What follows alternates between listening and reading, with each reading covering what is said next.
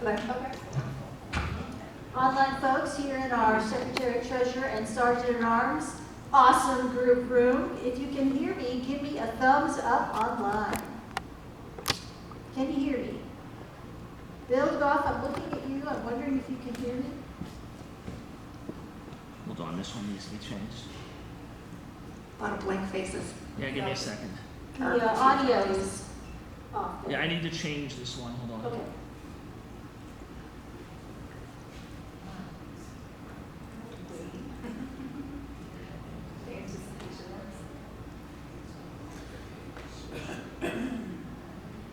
Okay, there we go. Try again.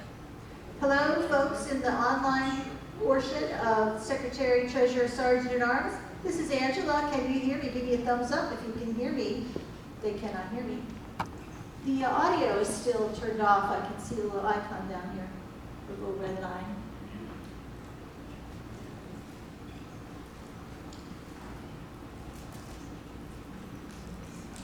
You say something again? I'm in that room. Folks in the online room for Sergeant at Arms, Treasurer, and Secretary, can you hear me? Can you hear me? This is Angela. Yes. Okay, all right. Thank you, Jamila. I see Bill. I see Jacob. I see Michelle. I see Anastasia, Chad, Boniface. I see Jacob, Linnell, Jenny, Valerie, Ruthie, and Jill. If I forgot to say someone's name, I apologize. Oh, we have two Jacobs. Take it away, Lindy. All right, thank you very much, Angela. Welcome, fellow Toastmasters, and thank you for taking your time today to come to this training and to come to this breakout session. We have combined Secretary, Treasurer, and Sergeant at Arms, so you will be hearing a bit about each of those roles. You're going to be trained by myself, Lindy Riley, by TJ Rose, who is a member of the Johnstown Club and also our Division A Director. A, right? Yeah. C. You know, I'm Division B, I should know, but. And then Angela Rogers, who is a member of the State College Club. Both very seasoned Toastmasters, so please, you know, any questions, if I can't answer, I'm sure one of the three of us can answer your questions. Just really quickly, I am a member of Cranberry High Noon Toastmasters. I've been a member for about 5 years. I've done just about every single role. I know nothing about treasurer, really, so don't ask me how to do self-pay. But you can certainly, you know, reach out to our other trainers for those kind of questions. I have gone on to district leadership as an area director, and I'm finishing up my year as the Division B Director. And now I'm taking a break. I'm going to continue on with the secretary role that I've been doing this past year, but I'm taking a break from district leadership so I can just focus on my original intent for becoming a Toastmaster, which is giving speeches, which I feel like I've sort of gotten away from. And I would like to eventually earn my DTM, so that will be my focus for the upcoming new year here with Toastmasters. So with that, we have a pretty large group in person and online, so we're not going to do individual introductions, but just how many people are here to do the secretary role? Okay, so just one in person. How about online? Okay, I see one online. And some people do combined secretary and treasurer role. Yes, okay, awesome. We see some more thumbs up and hand raises and hand claps. Oh, okay, awesome. Yes, I see, I think that was Ruthie. I think you gave a thumbs up. And Jamila, awesome. Great, well, welcome. And how many people are here because you plan to be treasurer for the following year? All right, we got a few more hands in the room, about 4. How about online? Chad, okay, I see Michelle. The lighting in here, I can't read the names. It's either that or I am wearing my old glasses. Maggie, awesome. Well, great, welcome. And Sergeant at Arms. Awesome, yes, we have another handful within the room and online. I have spent a few years doing Sergeant at Arms, and it's a great role to start out with. It is a very important role, as we talked about this morning. having a good setup and having the room ready to go for the meeting is crucial for any Toastmasters meeting to be run successfully. So thank you so much, because I know that role requires extra time, getting there early and staying later. So I really appreciate anybody who steps into that role, for sure. Now, how many people here are brand new to Toastmasters, to being an officer? Awesome. All right, well, congratulations and welcome to becoming a leader in Toastmasters. I don't know what your intent was when you joined Toastmasters, but for me, leadership was the farthest thing from my mind. I didn't know leadership was really a part of Toastmasters. And in my 5-year journey, I would say I went from being a person who did not see themselves as a leader, I didn't think I could do it, to being like, yeah, you know what, I can lead. I can lead not just in Toastmasters, but I can lead in other organizations and other areas of my life as well. So for me, it's been very life-changing to have this leadership experience. And I think it was pointed out by Stephanie this morning, I really liked what she said, that, you know what, like, you can't really screw up here in Toastmasters. You can move outside that box, you can do things that you don't necessarily do at work. Because if you do something, like, you know, people are gonna say, hey, maybe that was a little bit crazy, but this is a volunteer organization, and it's a great place to try things out, to do new things, to step out of your comfort zone. You are supported by the people in your club. You are supported by the leadership in Toastmasters. And so it's a great opportunity to, like I said, just to try new things, just see how things go, you know, and just be brave. So I congratulate all of you for stepping up to being a leader in Toastmasters.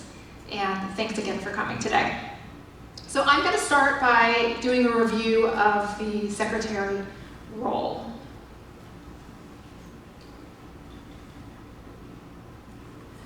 So we're just going to talk a little bit about the secretary roles and responsibilities, and I'm just going to share a couple of resources with you.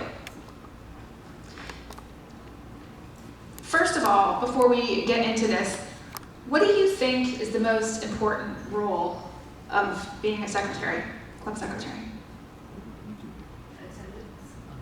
Attendance. For some clubs, it might be important to keep track of attending, see who is coming, who have you not seen for a while.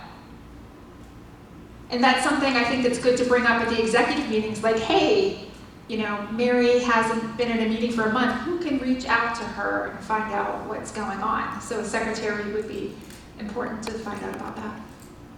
Anybody online? Chris is setting up the people in that room, like 10 seconds for him. Oh, okay. There you go. Taking notes, taking meeting notes.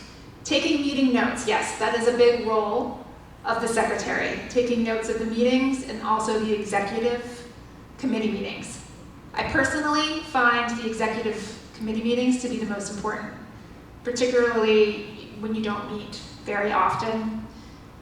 My club, for example, meets once a month, and it's easy to forget within that time frame who agreed to do what, who needs to follow up with something. So you can look at the notes, you can see where things were a month ago, where things are, and who has done the tasks that were assigned to them, or maybe not, maybe they need more time to do those tasks.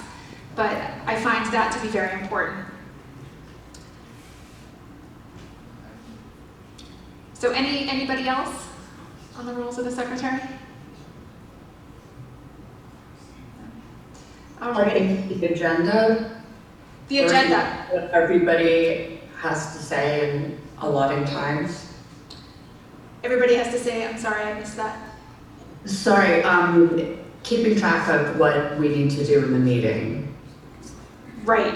And again, it might vary from club to club, but secretary could definitely have that responsibility of making sure that the agenda is up to date and the agenda is sent out to the club members. That could definitely be a responsibility of the secretary. So getting started in your role as club secretary, first, attending district-sponsored club officer training program, which you guys are doing right now, so congratulations. Reading materials. If you look inside the book that you were provided today, there are one-page summaries of all of the roles, which gives you a nice snapshot. There is also the Club Leadership Handbook, which is a great resource if you need to check back and see what the secretary does and what you should be doing if you ever have any questions about that. And also, we're going to talk a little bit about this a little later, but the secretary should probably know some of the bylaws and the procedures of Toastmasters. It's not something you need to memorize, but just be familiar with, so that if something comes up, if a question comes up about how something is being done in a meeting, that you can refer back to it to answer questions. So meeting with the outgoing executive committee, and particularly the outgoing secretary. As I mentioned, there are certain things that might be done by different roles within the club. So for example, at my club, the Vice President of Education sends out the agenda. The secretary does not send out the agenda, but it might be different for another club. So finding out what the current secretary is doing and how you can continue on with those tasks. And then meeting with your current executive meeting. You will be taking this role, or whatever role it is that you're stepping into, starting on July 1st. So hopefully you guys will have a meeting soon after that, so that you can get familiar with your executive committee and kind of figure out how often you guys are going to meet, what everybody is going to be in charge of. I think I liked what a member said earlier about, at each of the executive meetings, just making sure that each member gets an opportunity to share what it is that they're doing and updating the entire executive team.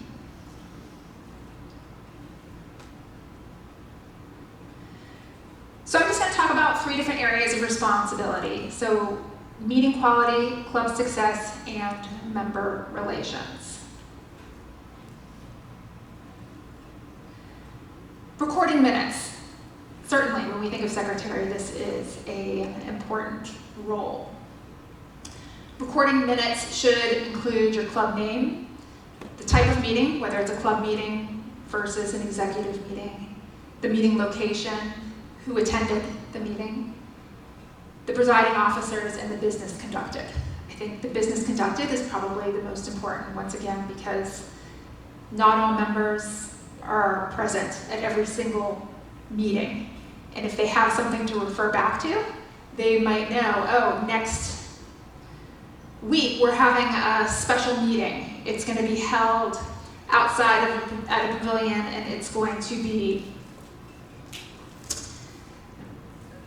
a celebration of all of our members who have completed levels this year, or just different things that are a change, and also any business such as giving awards to different members, so that all members can be up to date on what's going on in the club, even if they miss the meeting. There are templates for executive meetings and for club meetings. We have a Dropbox that you will have access to after this training, and both of those links are within that Dropbox. You can also find them under resources in Toastmasters International. I found, though, if I put in like club meeting template, it doesn't come up. You have to put in minutes, the word minutes, to actually find it. It was really hard. I actually had to have ChatGPT ask them, where can I find this? Because I just wasn't putting in the correct words. So as I mentioned, policy and protocol authority. So ensuring the club follows the bylaws, procedures, and the standing rules.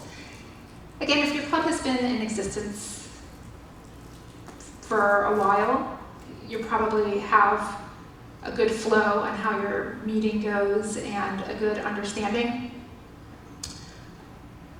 of how a Toastmasters meeting is run. If you are a newer club or a charter club, this is probably going to be a little bit more important for you to look into, just to make sure that you are following procedures. Again, this is not something that you need to memorize, but probably go on to Toastmasters International and just find out where it is, so if you ever do need to refer back to it, if anybody has a question about how to run a meeting, how to run an executive meeting, that you know where to find that information. Also, managing club files. Your club most likely has a charter, it has some other materials from back in the day before everything became electronic that needs to be held onto, and it's typically the secretary's responsibility to take control of those items and just to make sure that they are safe for the club. And then also reporting new officers. Now this goes back to the Distinguished Club program. This is one of those things that is really easy for clubs to get credit for the Distinguished Club program, is reporting the officers before the beginning of the new Toastmasters year. Now for this year coming up, starting July 1st, the current secretary should be doing that. This is something that takes place in Club Central. As an incoming officer, unless you're already in another officer position, you would not have access to Club Central to do that. But that is something that you would talk to the former secretary about when the time comes, which again is typically only once a year, to say, how do I update the officer list in Club Central? Make sure it's accurate, make sure it's done so that your club gets that credit for the Distinguished Club program. And there also could be changes throughout the year. I mean, I think we've all probably experienced times where a member can no longer fulfill a role that they signed up for. Being an officer, you might need to make a change. So that would be the secretary's responsibility to go into Club Central and do that. Is everybody here familiar with Club Central? No, I see. No, okay. Well, we can, not so much for online, but we can always just take a look at it. Again, you won't have access to it until you begin your role, and then you can kind of go in and look around. But there is a couple things in there that you would need to do, and this is one of them, is updating the list. So, any questions so far? No? Okay. Online? I would say Yes. always, whether you're an experienced club that's been President's Distinguished every year or you're brand new, just make sure when you go back you ask, have we submitted our new officer list? Yes. Because it does get overlooked and it's such a simple thing that can happen during transition. So always double check that when you get back. That's a really good point. Because if it doesn't happen, you don't get credit. But if it doesn't happen, it's also not easy. It's like, oh, you missed the deadline, we're now going to make your life really hard. So something that can be really easy all of a sudden becomes a major task where you're making phone calls to Toastmasters International, you're being shuffled around. I've heard, but I haven't actually experienced that. But so member relations, it is the responsibility of all officers to work on member relations. You're building relationships with not just your executive team, but building relationships with the members in your club, getting familiar with what their goals are, checking in with them, like Stephanie did today. Just checking in and saying, hey, how are things going? I know that you said that you were going to be working on X, Y, and Z. This doesn't have to just be the responsibility of the president. This can be the responsibility of all the executive team. And I also liked what Stephanie said about making the executive team meetings fun I think that's a great way to build team, build a nice cohesive team, and just making sure that everybody is meeting together or at least emailing together, and that everybody is working together, because there is a lot of overlap between roles. So it's good to know what the treasurer is up to, what the vice president of membership is up to, and just knowing how you can support them and how they can support you as well.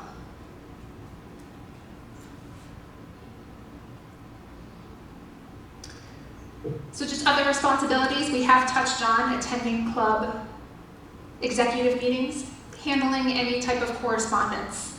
Just as an example, we switched locations from one church to another.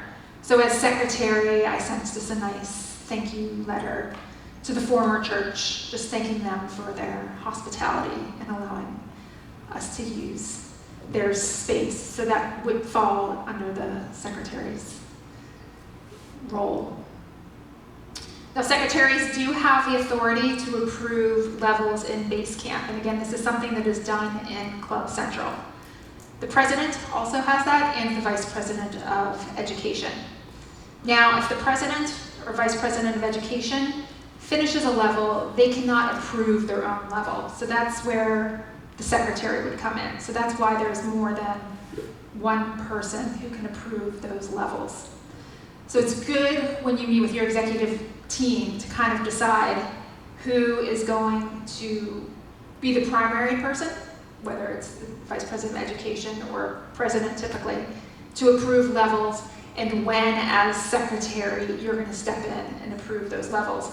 Because what's going to happen is that somebody finishes a level, all three of you are going to get an email saying somebody submitted this, and you don't want everybody thinking somebody else is taking care of it.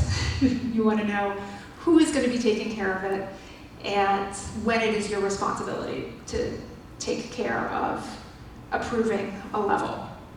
So that's just a good thing to talk about with the executive team, to see who's going to take on those responsibilities.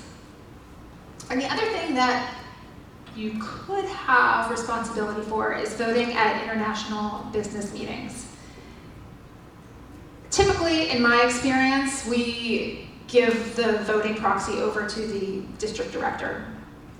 So Bob, correct me if I say anything that's not quite right. And that's another thing. Yeah.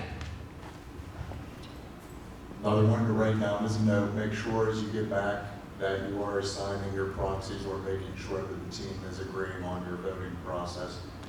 From time to time, we have people from the district that are running for roles at the international level. It's always good to make sure that our organization is utilizing all of our votes at that time. I'm sure there'll be some more talk about that later throughout the day, but just something to write a little note. Remember to either assign your proxies or set up your voting privileges. That's something that each club has the opportunity to do. Yes, correct. There will be an email that's coming out in July with more information about that, because the international conference takes place in August. Like I said, in my experience, we typically give the proxy over to the district director, which would be Kathy Wolf. Sometimes the club will want to cast their own votes. I think, if I'm correct, it does require, so if you say as secretary you want to cast your own vote, you have to interview the candidates, right?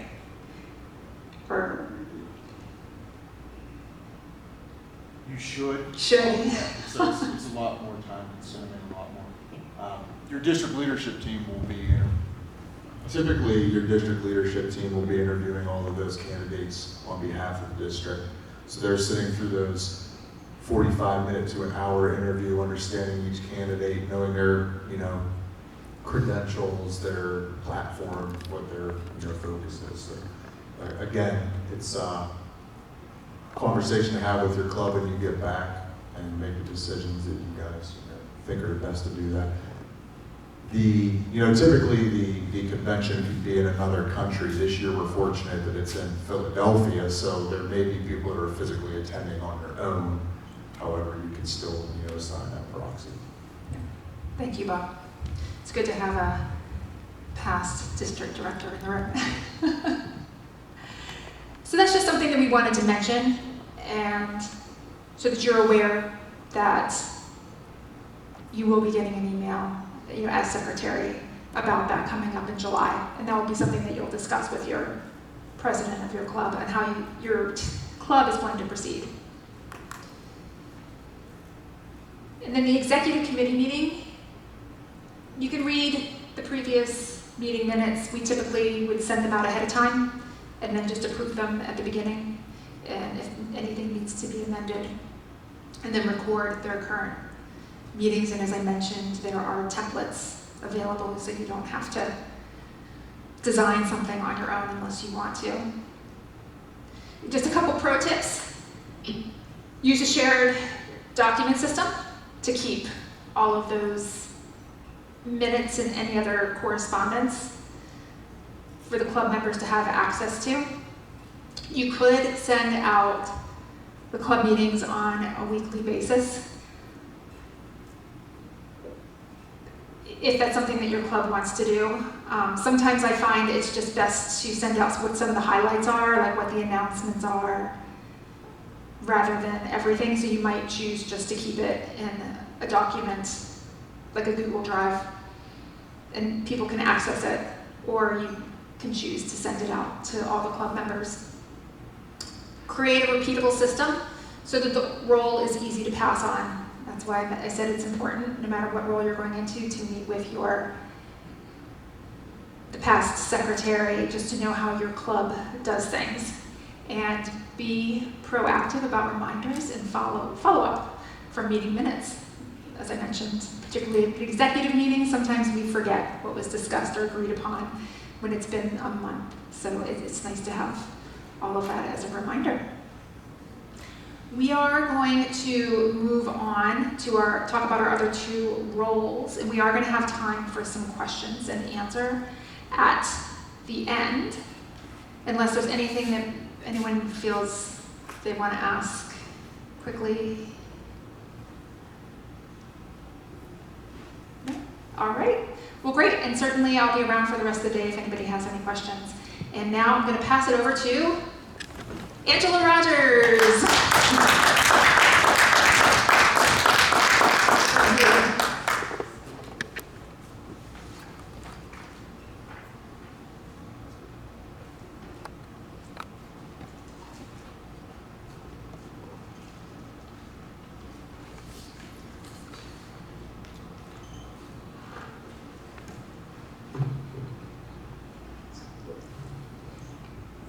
Can everybody hear me okay? Can folks online hear me? Give me a sign, some kind of sign. Okay, Michelle, I see you nodding your head. Thank you. Good. Anastasia, thank you for the thumbs up. Thank you. And in the room, can you guys hear me? All right, super. Thank you very much. Treasurer is a very important role in the Toastmasters Club. I have served as a treasurer for my club. I've held all the officer roles. And this year, I've been elected to serve as the district finance manager.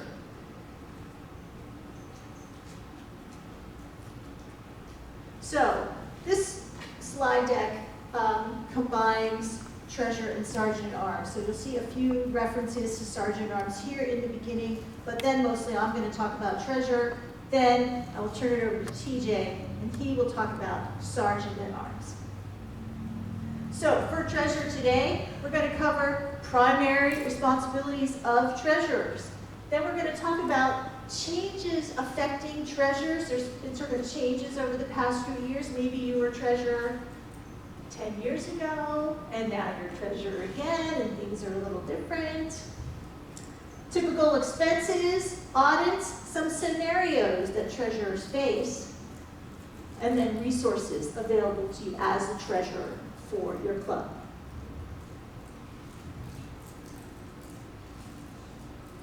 Show me the money. That's the treasurer's role. Treasurer needs to know where the money comes from, where the money goes, how much money your club has. So here's a little Mad Libs for you. This is from the Club Leadership Handbook, and I'll just give you a minute to read through this, and think about what words go on the blank lines. So let's just take a few minutes, and I do have the answers, but take a few minutes, write down what you think goes on those blank lines.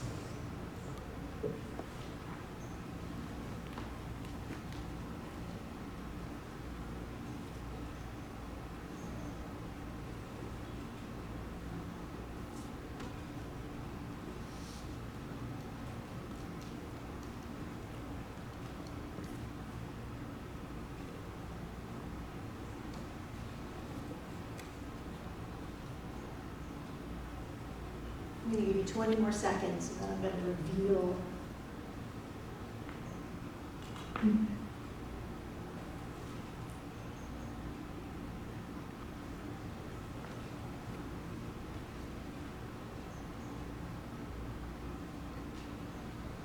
Okay, here are the real answers.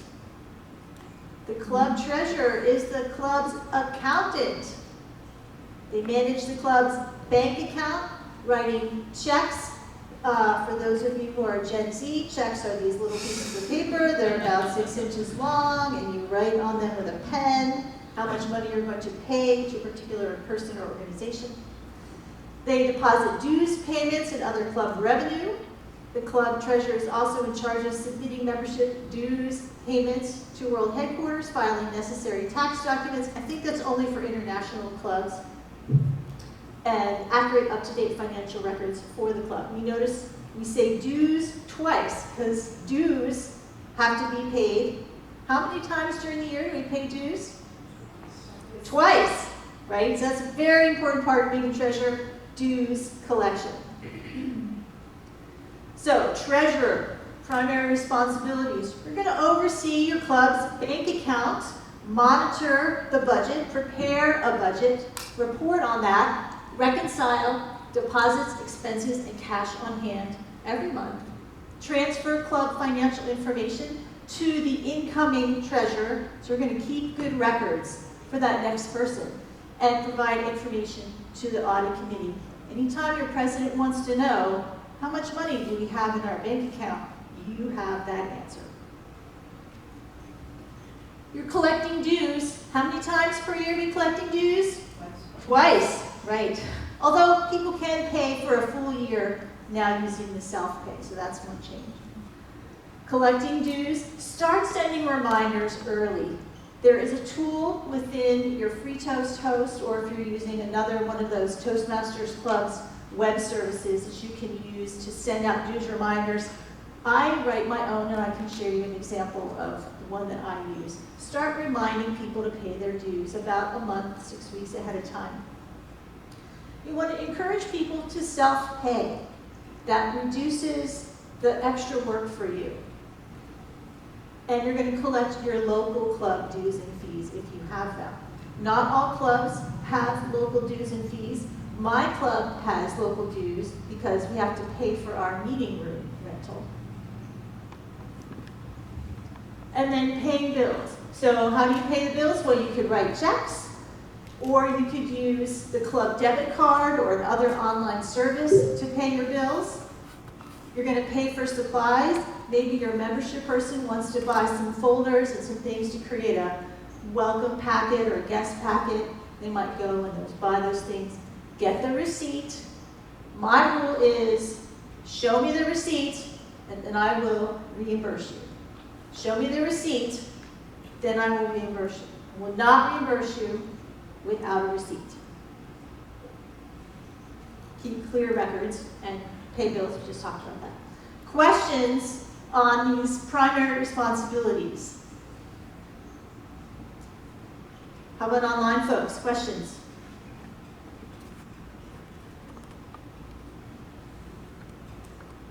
Oh, I see a question. Anastasia.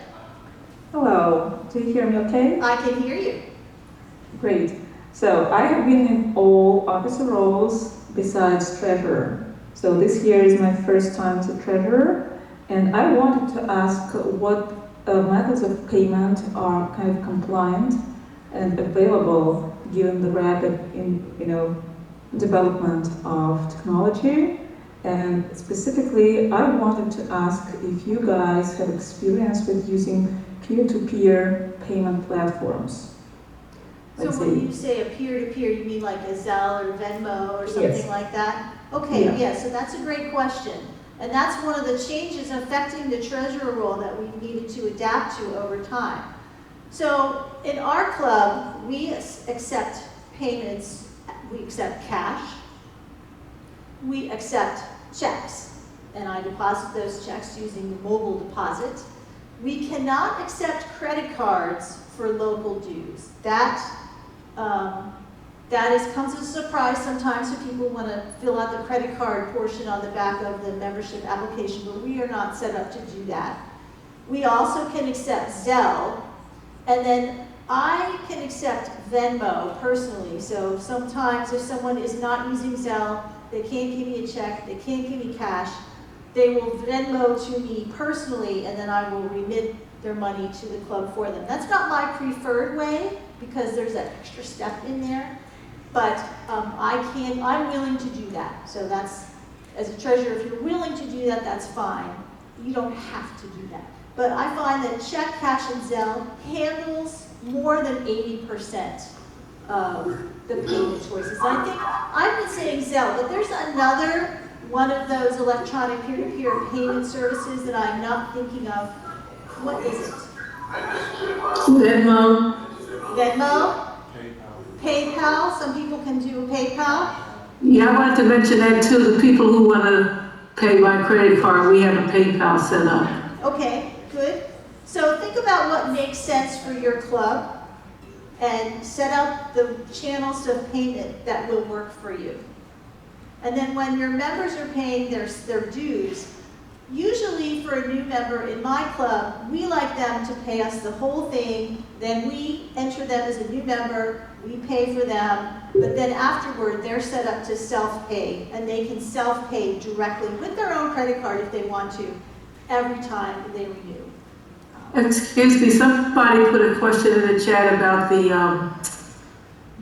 fee that PayPal includes. Yes, they do include a fee. So we ask people to pay an extra $2 or $3 if they want to pay by credit card. Okay, great comment. Yeah, I cannot see the chat, so thank you for paying attention to that.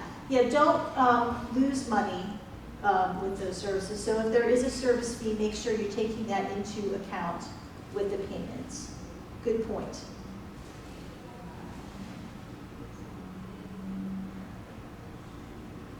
All right. So we've talked about some of these things already, the changes affecting the role of treasurer. We've talked about electronic banking. So who goes to the bank? I don't ever go to the bank anymore. I do. I go to the bank. All right, good. Some people pay with cash. That's right. Some people do pay with cash, so you have to deposit the cash in the bank. I rarely go to the bank, but I know where it is. The mobile payment apps, we just talked about those, so I thought that was a really useful discussion to think about which of the mobile payment apps will be right for your club. Be aware of fees, right? And if you are allowing them to be used, collect the fees as part of your local dues. And then the Toastmasters self-pay. You do want to encourage your members to go in and do the self-pay, and the only real challenge with that I have found is that most members will remember to pay their international dues using self-pay, then they might forget to pay their local dues. So you have to follow up and send some reminders. There's no real stick, right, to pay if you don't pay your local dues. If you forget to pay your international dues after 30 days, then you don't have access to pathways anymore. So you're kind of, oh, I'm locked out. I better pay my international dues. There's no similar stick, right, if you forget to pay your local dues. I doubt you're going to say, well, you didn't pay your local dues, so you can't give a speech. I don't think that's how most clubs operate. So you just have to continue to send reminders to get people to pay those local dues, because they're now two separate tracks right now. Yes? Because it's, we combine our dues and then take care of it on the back end. So so I'm just finishing up my first year, so I paid one due and then they take care of it on the back. They combine our dues, so like our international and our local, and then they take care of it on the back end, so like they know how much to, take care of. So that way it's only one payment for the member.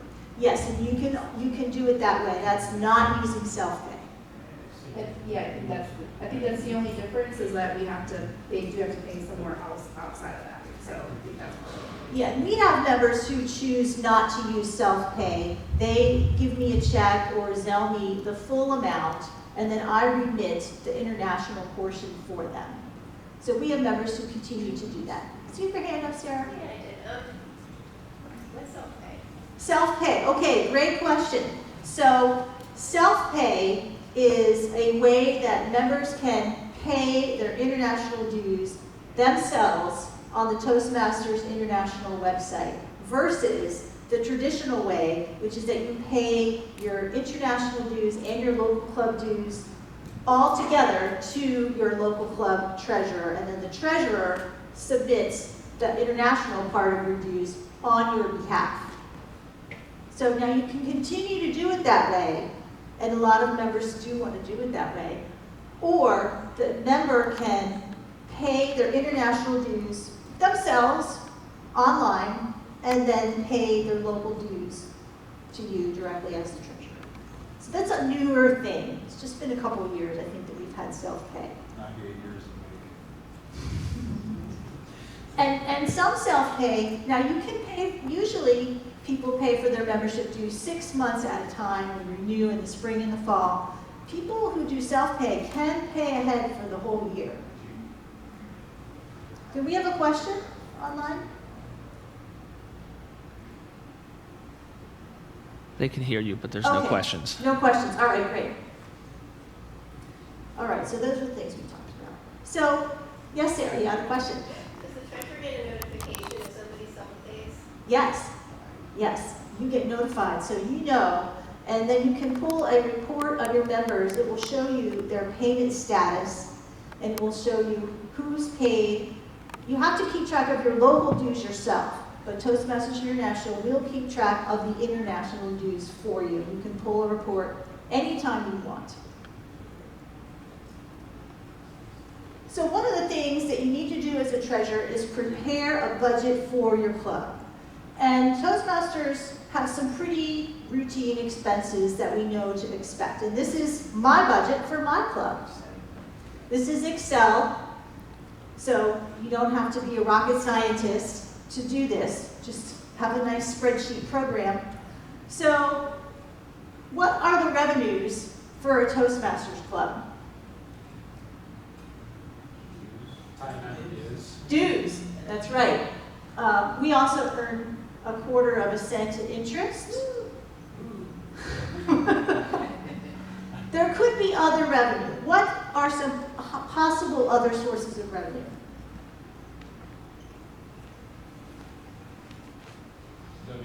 Donations are possible, right? Not common, not likely, but you could get donations or sponsors. Possible. But mostly all of your money is going to come from dues. So $720, I figured that based on 20 members paying local dues of $18 twice a year. That's how I planned it.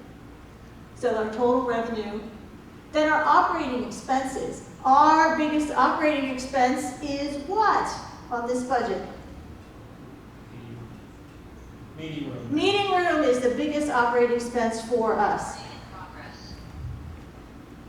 And we pay $30 per meeting for our room. And I know to some clubs that sounds very expensive, especially if you get a free meeting space, which I'm so envious of if you get a free meeting space.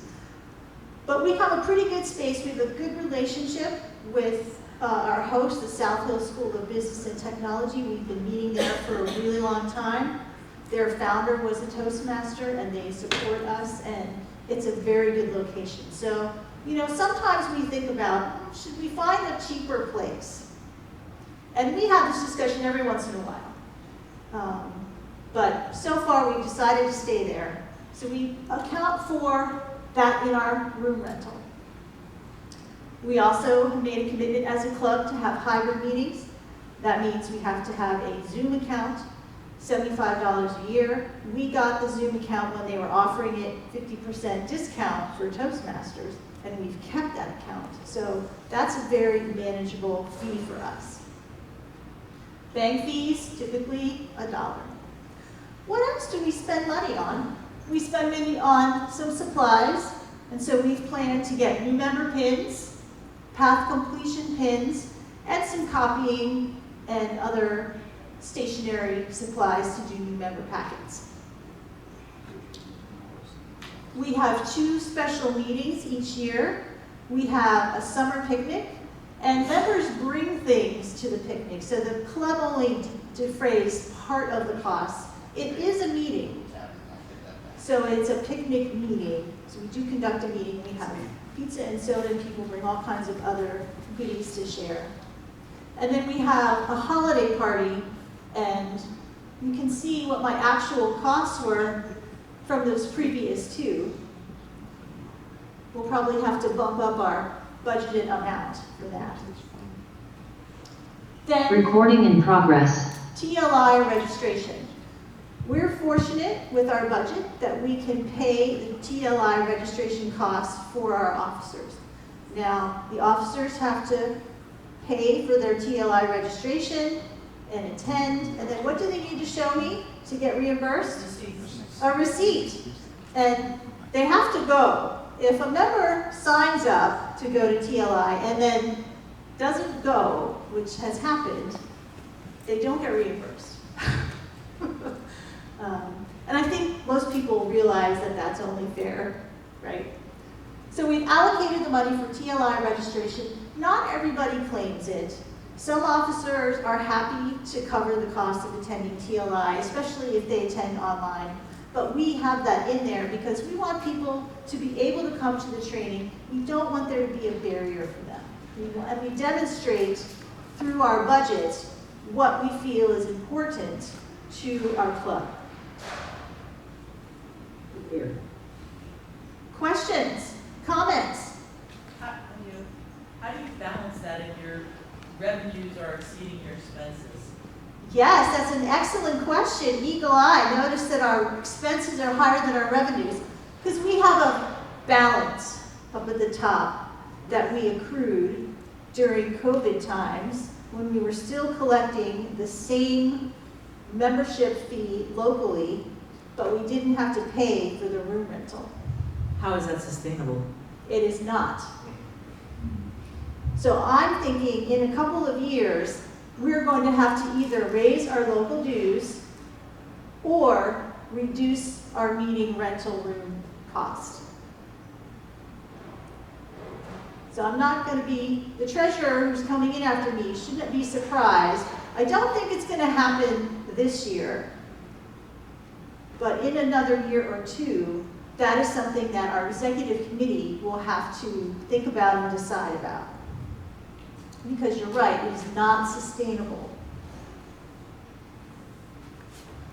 We're just lucky that we had that money that we didn't spend.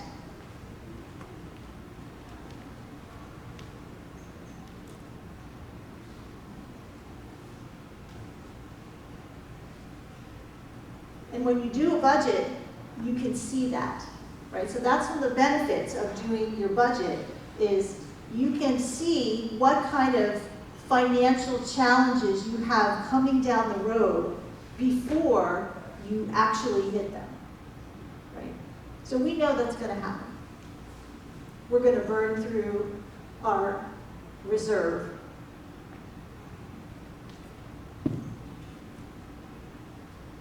Any other questions about doing the budget? It's a very useful tool. And collecting dues. So that's an important part of what the treasurer does, collecting dues. Here's a sample of my first email, or maybe it's my second email. It looks like it's March 14th. Welcome, saying hello to the Toastmaster, keeping it friendly, keep your dues announcements friendly, encouraging people to use our Zelle code to pay their dues, also letting them know they can pay with cash or check, they can mail them to me, they can give them to me at the meeting.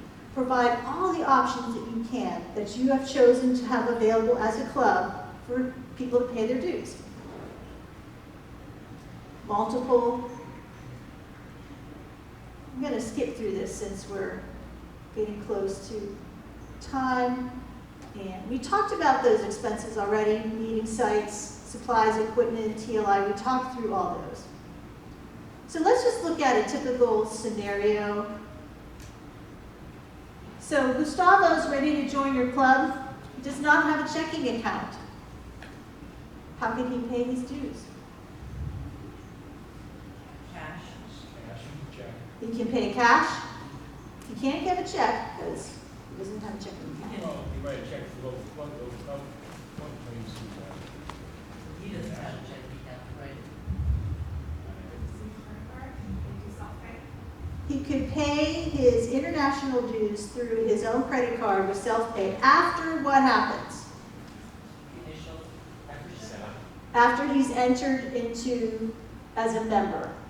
So you can enter a person as a new member without paying their dues right at that moment if someone is ready to go in there and pay the dues pretty shortly after that. They'll be in there as a pending new member.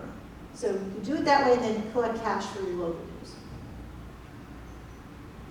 Does Yes. the treasurer enter the new member, or does the member VP enter the new member? So the question was, who enters the new member, the VP of membership or the treasurer? In my club, usually I do it as the treasurer because I get the application, I get the money, but the VP of membership can also do it. So I would say the VP of membership and the treasurer should collaborate and find out what makes the most sense. Because if the VP of membership enters the new member, then the treasurer goes in and pays for the member. It just seemed like it made more sense for the treasurer to just add the member and pay. But that's something to work out between the treasurer and the VP membership. What makes the most sense? Okay, good. And scenario B, Eleanor, she's a long-term member. She renewed her international dues with self-pay. Oh, she forgot to pay her local dues. What should she do? Friendly reminder. Friendly reminder, yeah, keep friendly reminder. You might need to do 3. House friendly. Okay, good. Questions online? I went through some of these last things pretty fast. I have a question. Yes. We had quite a story with local dues to the point that we stopped collecting them. And now, as a treasurer, I see the balance going down, so I think we might need to reinstate this practice. And the problem was that the majority of members forgot to pay it, like even after 3, 4, 5 friendly nudges, they were just not paid. Then we tried to switch to a voluntary donation kind of a thing, like, okay, we are not collecting dues, but we accept donations. Still, it didn't help a lot. So I'm just trying to think of a few ways to bring local dues back. So any suggestions will be greatly appreciated. Okay, thank you for that question. Does anybody have any ideas? Yes. You got microphones. Get the microphone over there. Thank you. I think one way would be, like you're saying, the fact that the dollar amount is going down. That should be something that everybody should say at a meeting, because if somebody sees the fact that, for instance, for your club, if you know that the $30 is not going to be available next month and you enjoy the room, people are going to be more willing. So I think showing the real amount as it's going down and maybe even scare your whole member club, scare them into saying, this is not going to happen, or our club is dying, something like that would help.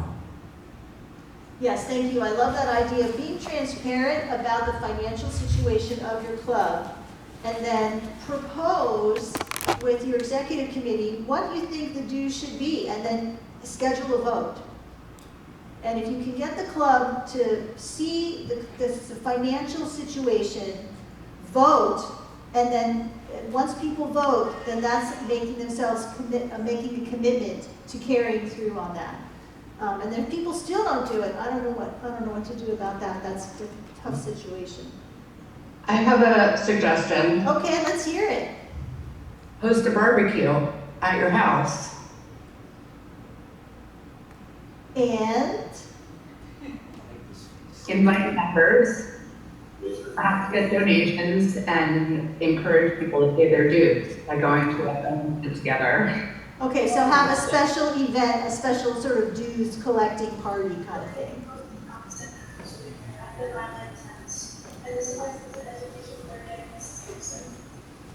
Okay, well I think that's a creative idea.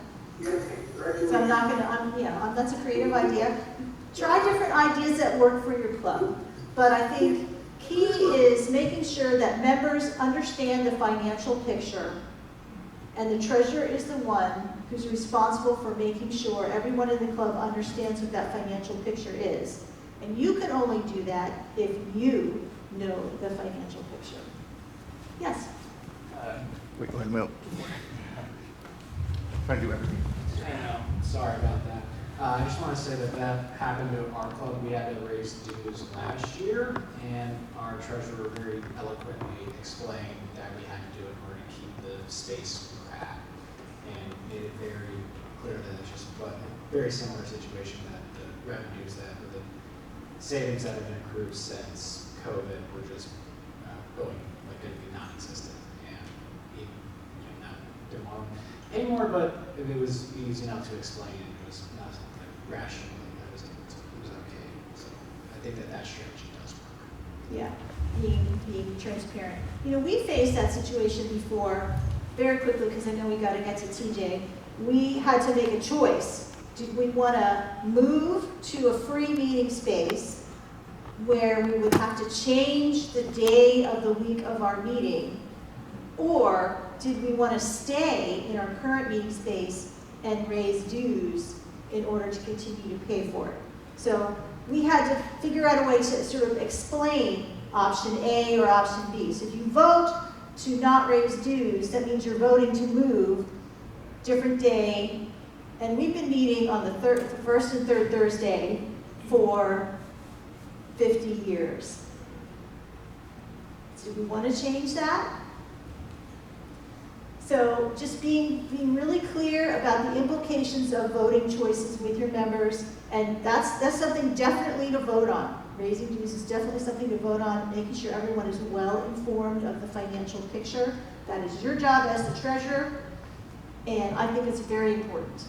And here's resources, and these slides will be available on the box so you can download them. I'm going to turn it over now to TJ, who will do Sergeant at Arms training.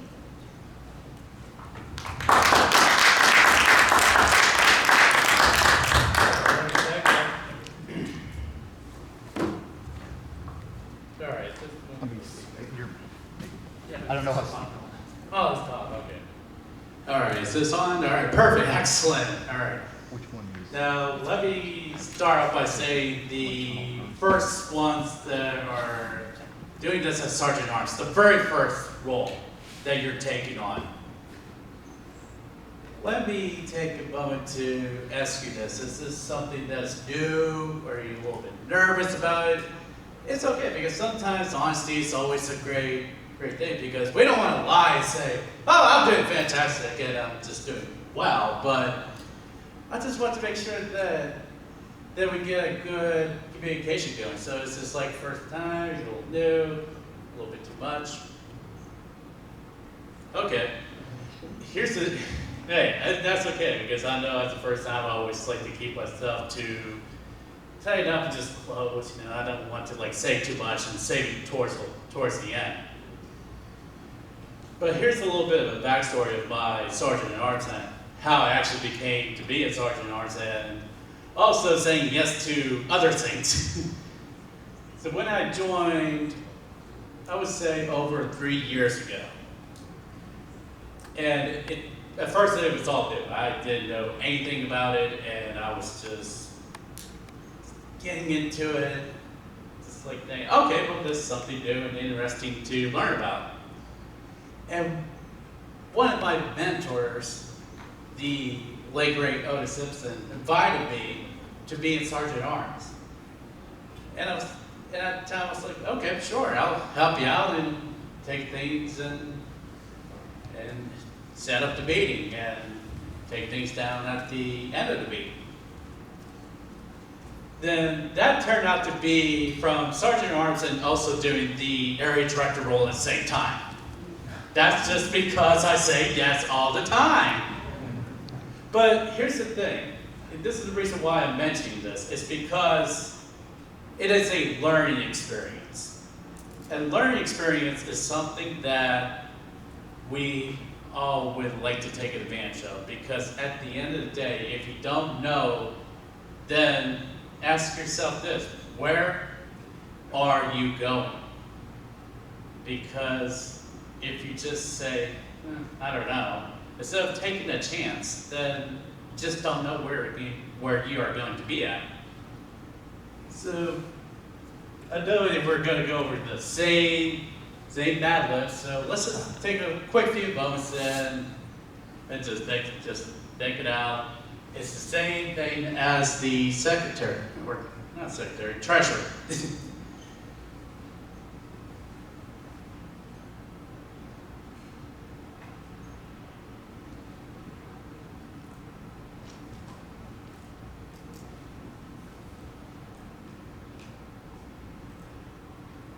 We'll give you a few more seconds here, putting down some final thoughts.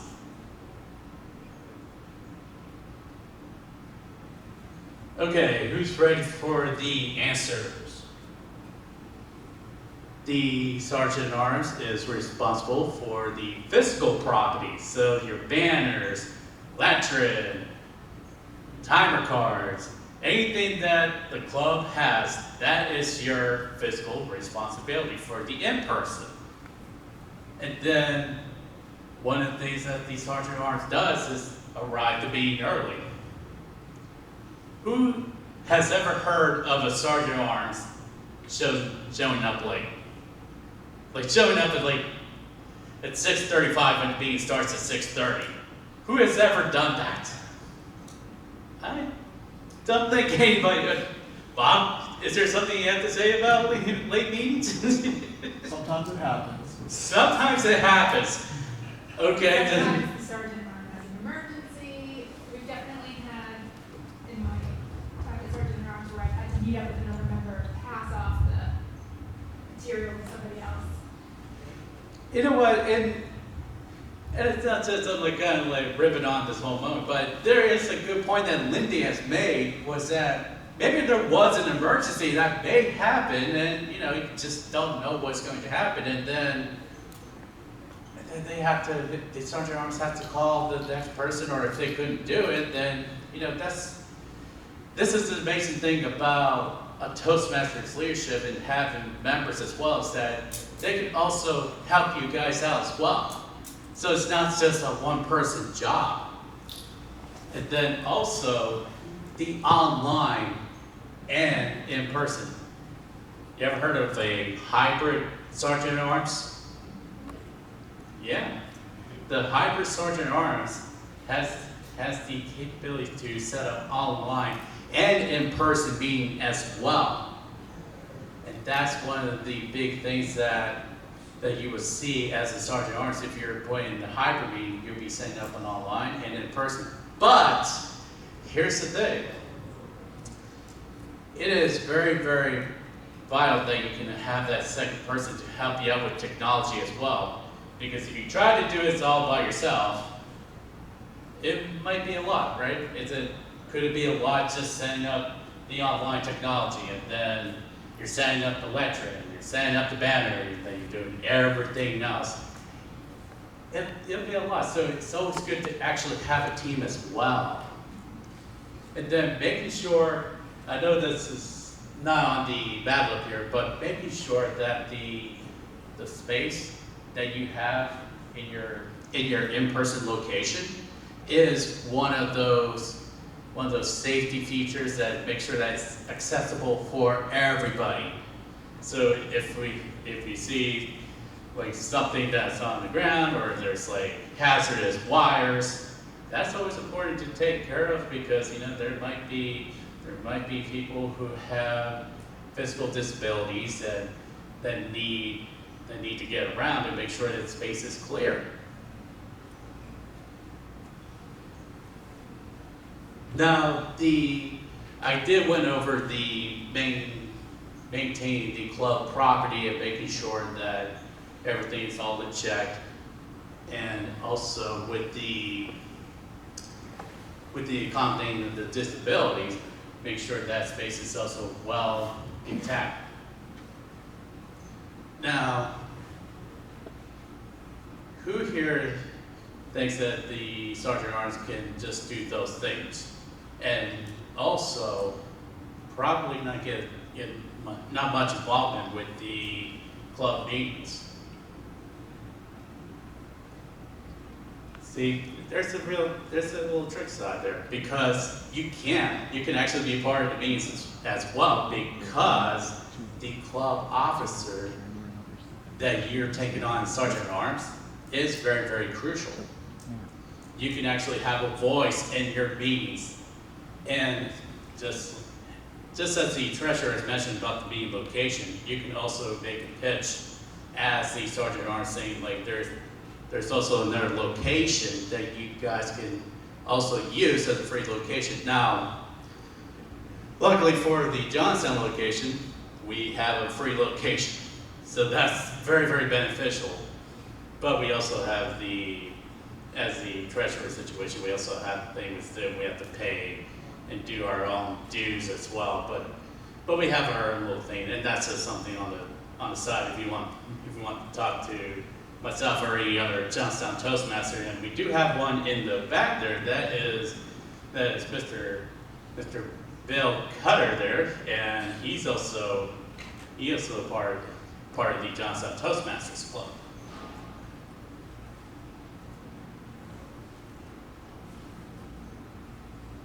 Let's see here. I'll just go ahead and go to here, which is the different meeting formats. The online, which I forgot to mention about the online meeting format, is that while you have the meeting online, but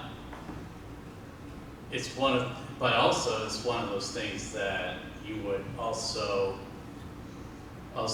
take into consideration, that the online is not really much, but also you get to be a part of it. So you get to greet people, you get to greet guests, and everything else. And I know I kind of went over the place there, but the online, when you meet and greet individuals, you could also do that in person.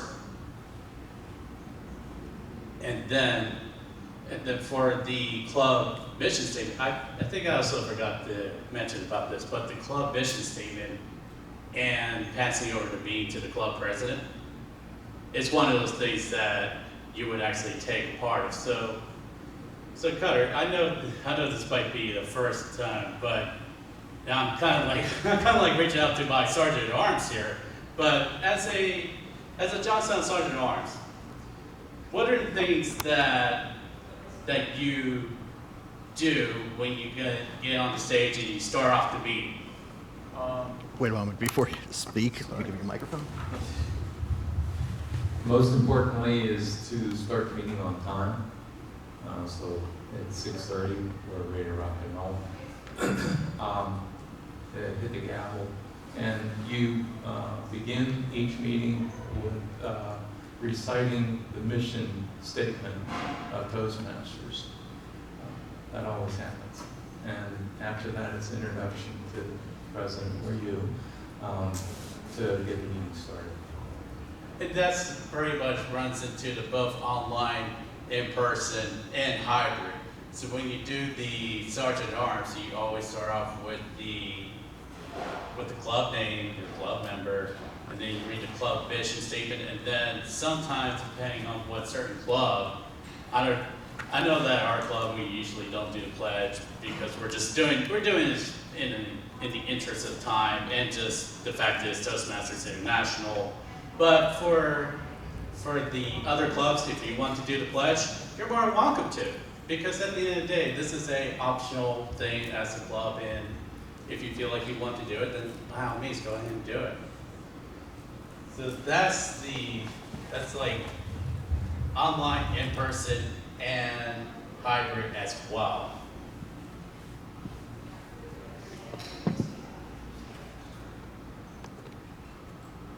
All right, so the club properties. This is a list here of all the club properties.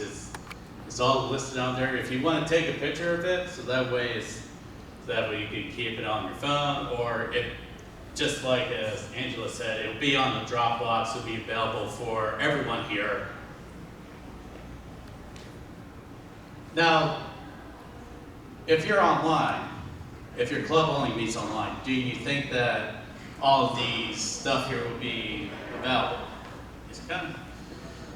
It's sort of a quick and very, very tricky question. Do you think that the online Sergeant at Arms has to keep responsible of the property as well? If you still have it, yes. Absolutely. Because it's no matter what, if you're online or in person, then you'll still have some of the property if they have it within the club, and that's one of those major things. All right, just like the Sergeant Arms said, before we do that, does anybody have any questions from the Sergeant Arms perspective? Does anyone have? I'll reach out through the online and in person. Does anybody have any questions? Because again, I want to make sure that the Sergeant at Arms have the best knowledge, and so that way they can take it back to them with their club. Anybody online for the Sergeant at Arms questions, whether it's online, in person, hybrid?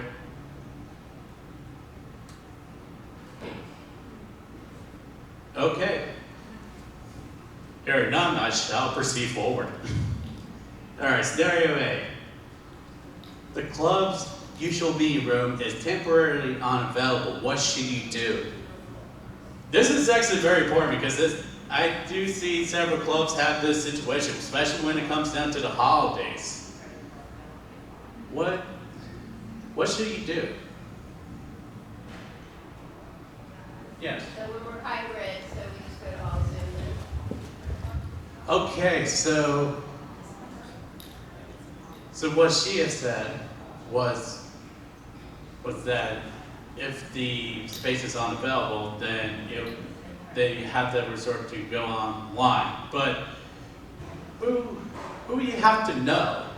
Because obviously we have to reach out to somebody in order to know what's going on. Because if we go online, then it's obvious that we might know it, but what about all the rest of the members?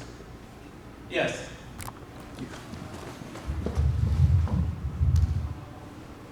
I think because of the fact that we know that that's a possibility, having a plan B from the beginning, like resolving to online, meaning, for instance, being able to quickly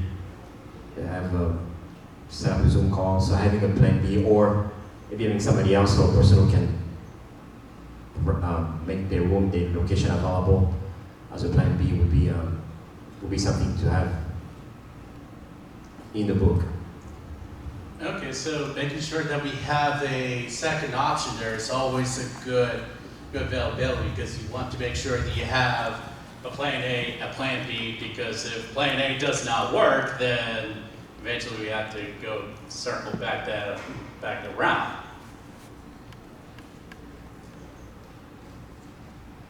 All right, so the resources that I have here, they're on the Toastmasters website, and then the leadership handbook is also on the program as well. Just gives you a little bit of brief introduction.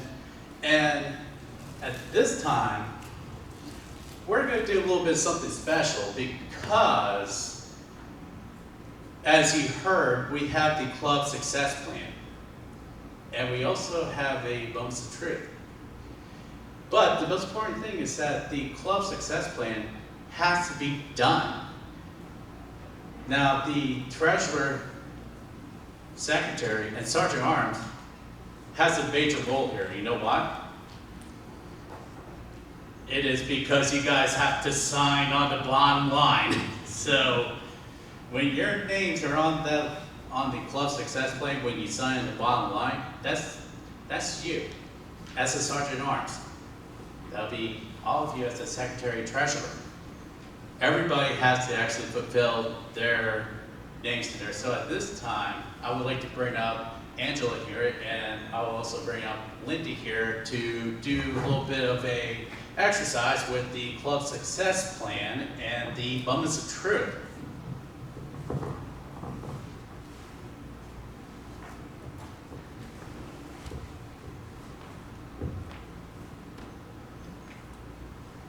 I was going to say before we start, do you think we should like stand up and get a little bit of stretches going? Because I know that we're kind of like I don't know about anybody here. Yeah, let's go ahead and stand up. Let's get a little bit of stretching because obviously we've been sitting a little bit wild. We need to get everything loosened up. Yes. Especially, let me point you and online. Please do go ahead and stretch because I know that's also been sitting in a chair. I don't know if it's comfy or not, but believe me, it would be. But believe me, hey, everybody could get stretched. I can lead us in a little yoga. Well, let me tell you, like back in my high school days, I used to be a lifter, so yeah, my hips could definitely use a little bit of stretching. All right, we're all good? All right, good.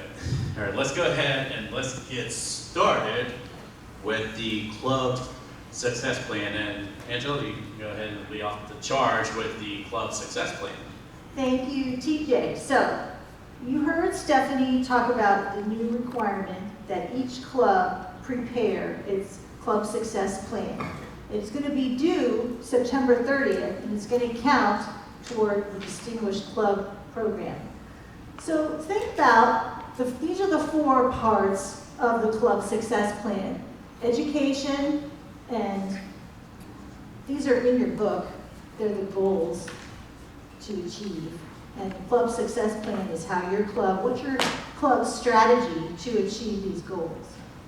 So 4 parts: education, membership, training, and administration. And so what we'd like to hear from you is, what part do you play in reaching those goals in your officer role? What's your part to play in this? I would think all of them. Can you be more specific? Because that's what we're looking for. Specifically, what is a duty that you do that relates to one of these goals? As far as the administration, the treasurer is going to make sure that we are financially viable and that we can complete the year within budget and that we meet all the requirements to be compliant with Toastmasters locally and with international. Sounds like you're talking about 10A, membership renewal dues on time. And what about with membership? Does the treasurer have something to do with getting those new members onboarded? Yes. Yes, paying those new member dues. So those are 2 specific ways that treasurers contribute to the club success plan. What about secretaries? How do secretaries support the club success plan? The club officer list. Getting the club officer list on time for the incoming people, the incoming leadership team.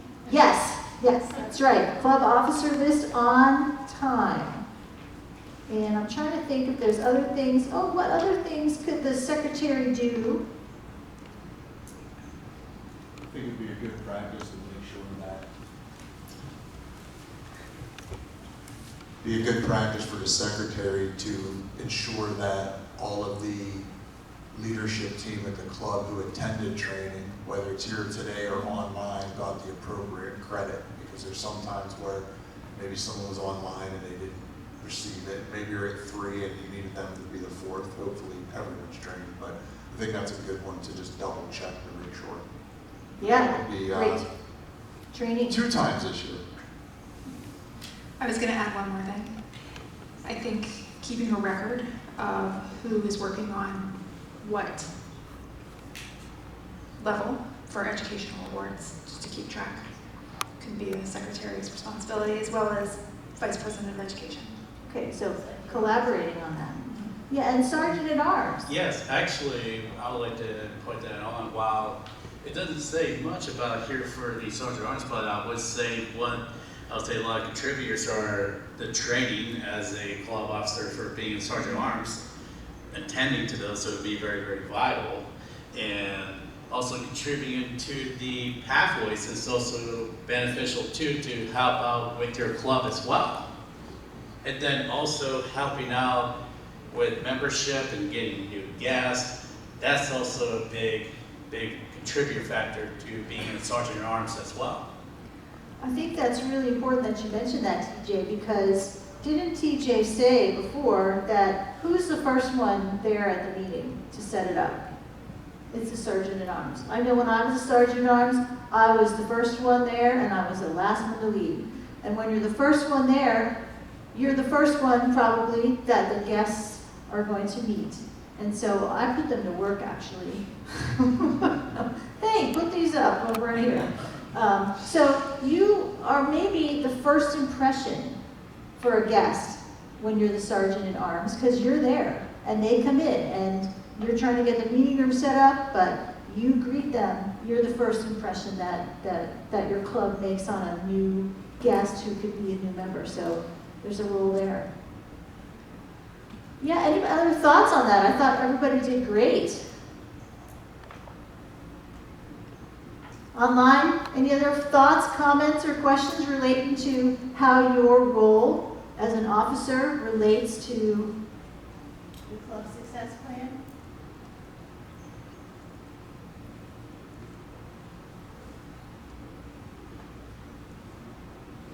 I guess we covered 100% of the things.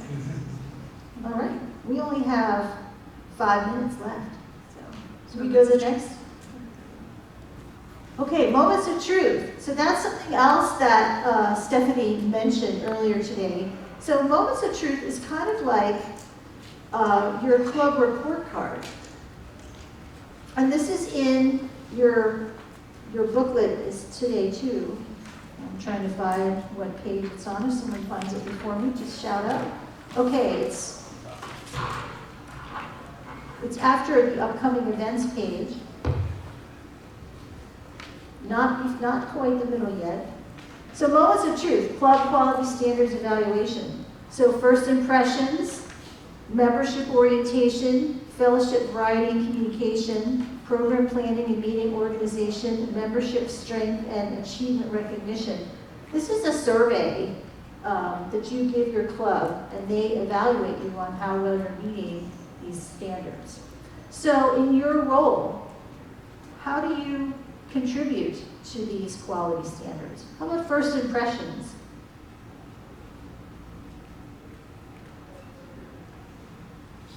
Greetings are very important to make people feel welcome. Say a little bit more about that, Karen. Greetings are very important to make folks feel welcome. So that's your first impression. You're making or breaking if they're coming back the next time or want to hear more. And they can check out before they check in. So putting forth that effort, which to me is common sense, but common sense not so common, it's your first impression, right? Okay. A lot of these first impressions things fall under the Sergeant at Arms bailiwick, in my opinion. Well, I was just going to add too, as secretary, the role of being in charge of correspondence, it might be your job to follow up with members after they come, following up with an email, just asking once again how their experience was and if they have any questions. This might fall under the role of the vice president of membership as well. So this, once again, is just one of those areas where you need to collaborate with your team. If it's not being done, you can offer that up to your executive team, like, hey, it would be great if somebody was in charge of following up with the guests and deciding who that is going to be. Okay, membership orientation. How does your role, so we're focusing on our roles in the room here. So if you're treasurer, secretary, or sergeant at arms, do you play a part in membership orientation? What do you do to support that?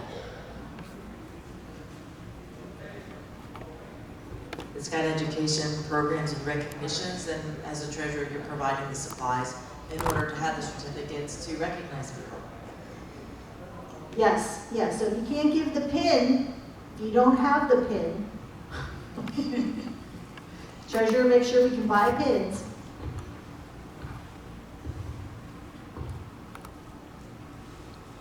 Yeah, I think a lot of the rest of that is VP membership and VP education. Fellowship, variety, and communication.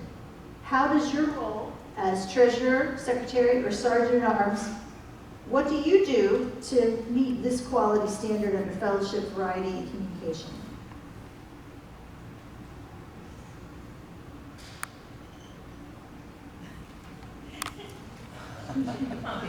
One person is carrying the room here. So we're attending the meetings and we're supporting as a team all the, what I would say, compliance for Toastmasters and just making attendance and being part of so that we encourage other people to join. Attending the meetings as a member, yeah, that's a good comment. I would say if you're sergeant at arms, you have a role, extra role with social events. So like in our case, we have the picnic and we have the holiday party. So the sergeant at arms has extra duties with getting the space for that and getting the food for that, and the treasurer making sure that we have money to do those things.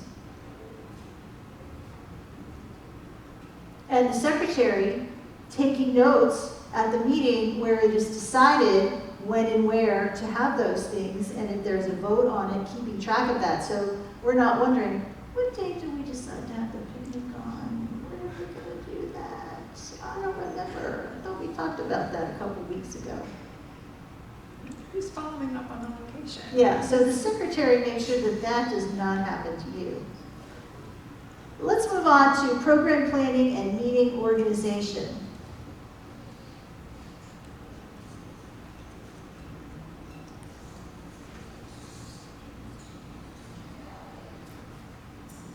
It's hard for me to think of anything specific to treasurer, sergeant at arms, and secretary that relates to this beyond your normal membership responsibilities, your normal responsibility as a member of the executive committee.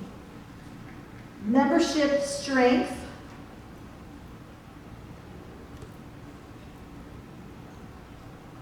How does your role help support that? Like every officer is involved in membership training. That's right. Every officer should be involved in membership strength and also follow up with guests. Maybe even, we meet mostly online currently. An individual chat, like to them say, hey, thanks for coming, you know, it's good to see you. Come back again. So one thing to think about is the treasurer's role in maintaining membership strength. It seems like it's pretty simple, but paying the dues to make sure you have your membership strength. If you forget to pay your dues, then your membership is not accounted for within Toastmasters International. So the dues have to be paid for the member to be counted. So that's one thing the treasurer does. Achievement recognition. Anything specific that treasurer, sergeant at arms, or secretary does with meeting this quality standard?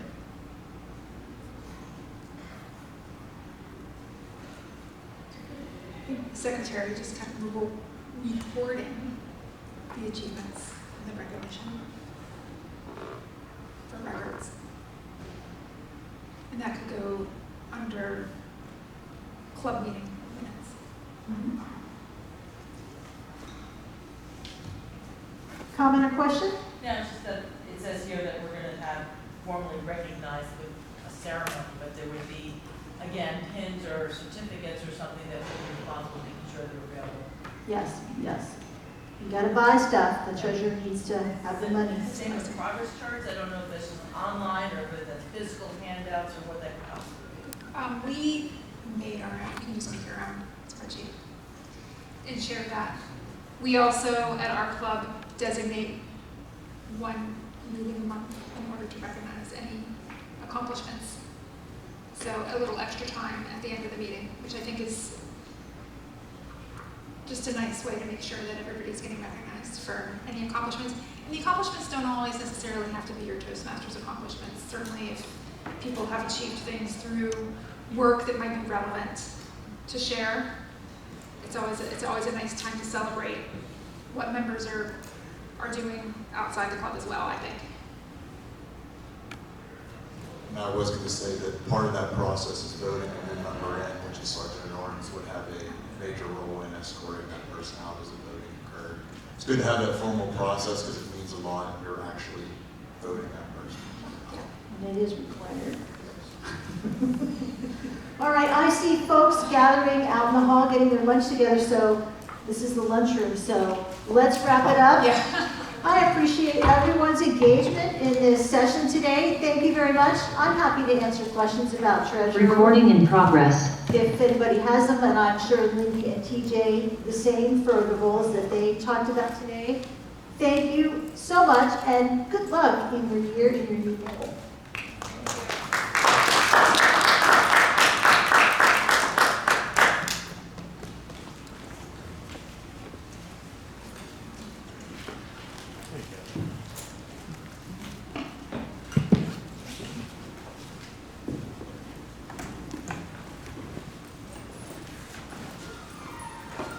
Where was I sitting?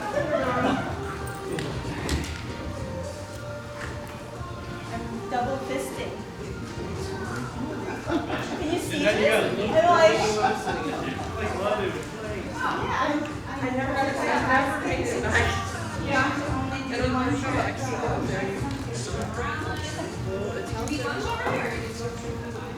For everyone online, we are now on lunch break and we will resume activities at 12:30. See you soon.